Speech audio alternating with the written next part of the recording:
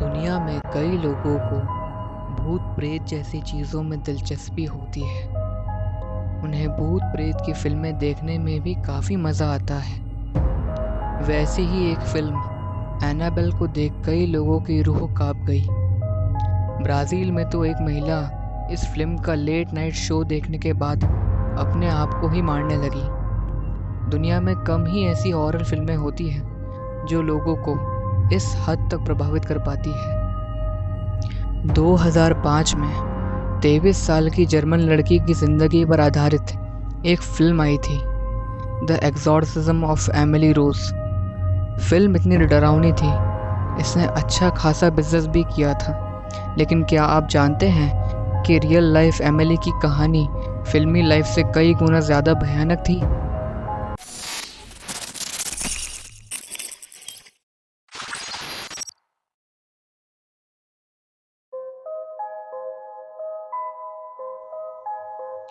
एनालीज का जन्म 1952 में एक बेहद अनुशासित कैथोलिक परिवार में हुआ था। उसके परिवार के लोग बेहद कट्टर किस्म के थे। एनालीज की बड़ी बहन मार्था की मौत केवल 8 साल की उम्र में हो गई थी। मार्था की मौत की वजह से एनालीज की माँ उस पर अधिक दबाव बनाने लगी। उसे बार बार पवित्र जीवन बताने की सलाह दी जाती थी और उस पर कड़ी नज़र भी रखी जाती थी। एनालीज को स्कूल बहुत पसंद था और वह कई विषयों में बेहद होशियार थी। वो जब 16 साल की थी तो वो एक बार स्कूल में बेहोश होकर गिर गई थी। उसके दोस्तों के मुताबिक एनालीज कुछ मिनटों के लिए ट्रांस स्टेट में चली गई थी।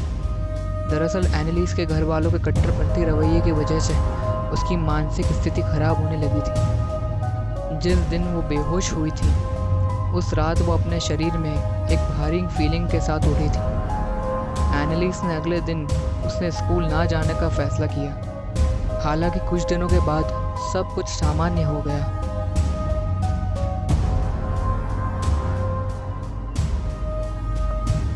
इस घटना के 1 साल बाद फिर यही घटना हुई। एनालीज को डॉक्टर के पास ले जाया गया।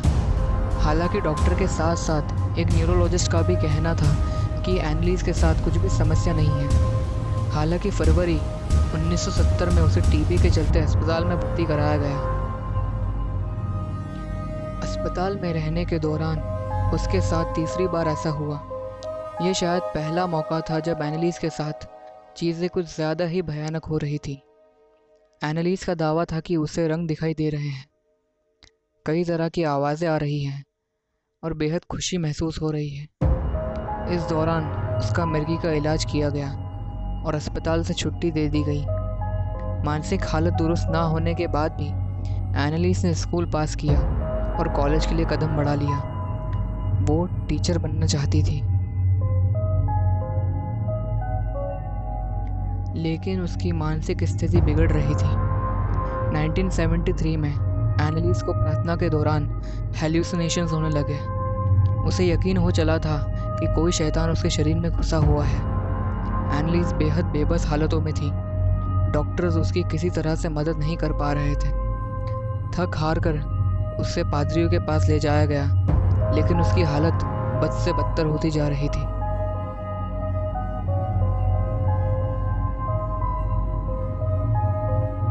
कहा जाता है कि एनालीज की हालत इतनी ज़्यादा बिगड़ चुकी थी कि वो फ्लोर से उठाकर अपने ही मूत्र को पिया करती थी, कोयला और कीड़े खाने लगी थी और कई बार अपने ही कपड़ों को फाड़ दिया करती थी। इस दौरान एनालीज धार्मिक चीज़ें मसलन क्रॉस से दूर रहने लगी थी।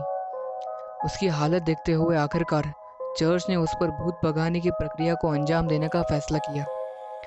चर्च के 2 पादरियों पर इस लड़के को ठीक करने का जिम्मा सौंपा गया। उनका नाम था अर्नस्ट ऑल्ट अर्नोल्ड रेंस। उन्होंने एनालीज पर एक सीक्रेट प्रक्रिया को अंजाम देना शुरू किया। पादरियों के कहने पर उसने सभी दवाइयाँ लेना बंद कर दी। अगले 10 महीनों में एनालीज पर भूत भगाने के 67 सेशंस हुए। ये सभी सेशंस कम से कम 1 घंटे के थे। इस दौरान पादरियों ने पाया कि एनालीज के शरीर में कम से कम 6 बुरी आत्माएं मौजूद थी और सभी एक से बढ़कर एक थी। उन आत्माओं का नाम था Lucifer, Cain, Judas Iscariot, Belial, Legion, Nero. Lucifer जो शैतानों का शैतान है। कैन और एबल दो भाई थे। कैन ने आगे जाकर अपने भाई एबल को मार दिया। जूडास इस्कैरियोट जिसने जीसस को धोखा दिया था। बेलियल और लीजन दो और शैतान। नीरो रोम का एक अत्याचारी सम्राट था। उसने अपनी माँ को मार दिया और ईसाइयों को बहुत सताया, और कहा यह भी जाता है कि उसके अंदर हिटलर की आत्मा भी थी। भूत भगाने की इस प्रक्रिया के दौरान एनालिस ने खाना खाना छोड़ दिया था और बेहद कमज़ोर होती जा रही थी। लेकिन इस हालत में भी उसे कई बार चेन से बांधा जाता था, क्योंकि उसके शरीर में मौजूद शैतानों को ये पादरी निकालने की कोशिश कर रहे थे।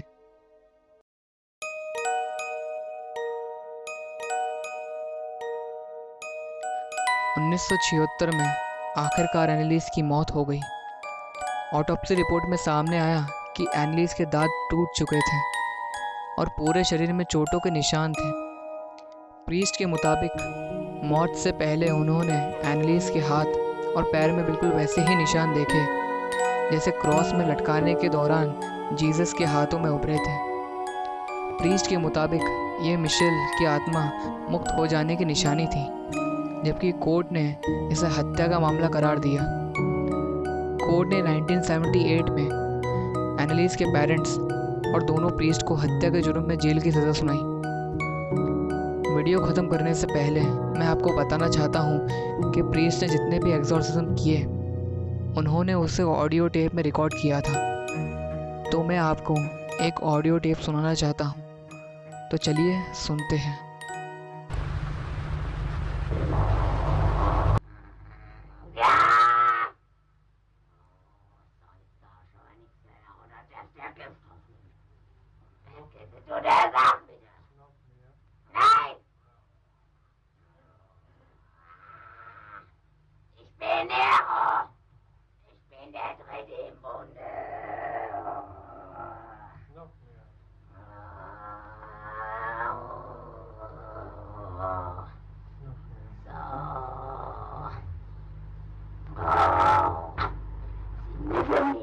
Scheißkassette. Und zwar mit allem zu dem Scheiß gelogen Witzbuschkin. Und dann? Und dann? Dann muss er den Dreck bekannt geben. Wie? Was er soll er schneiden? Welchen Wort? Den Namen Jesu und den Namen Maria. Wir sind Papst und Heilig. Befehle ich dir, unreiner Geist, alles zu sagen, was sagen, im Namen Jesu und im Namen Maria. Im Namen der Dreifaltigkeit, im Namen des Vaters, des Sohnes und des Heiligen Geistes. Amen. Du musst alles sagen, was du mir zu sagen hast. Im Namen des Vaters und des Sohnes und des Heiligen Geistes. Amen. Die Mutter Gottes wird dich dazu zwingen. Im Namen Jesu und im Namen Maria. Im Namen des Vaters und des Sohnes und des Heiligen Geistes. Amen.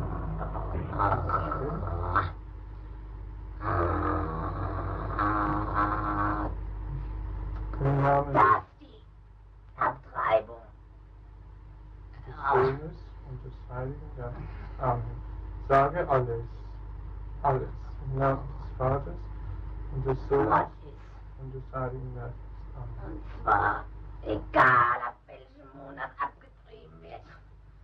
Vaters und des Sohnes und des Heiligen Geistes. Amen. Das wissen wir alle. Du hast noch nicht alles gesagt. Du musst jetzt alles sagen. Und zwar, dass die Dinge, die Embryos, nicht zur Anschauung Gottes gelangen. So. Sage die Wahrheit. Ja! Im Namen des Vaters und des Weil sie nicht getauft sind. Geistes. Amen. Wo kommen die Embryos hin, die nicht getauft sind? Nicht in die Hölle. Nein, Wohin? ja, die kommen auf. Ja, wohin? Dann auf. Wohin denn? Ach, der Scheiß, was kann ich nicht sagen? In den Himmel. Ja, Also doch. ja, aber nicht so. Vater, Vater der Lüge, sage die Wahrheit. Im Namen des Vaters und des Sohnes und des Heiligen Geistes. Amen. Habt ihr euch ja Fotos heißt? Ja, ja. Sind aber glücklich. Glaubt doch niemand. Wir können den nicht sehen. Halt dein Maul.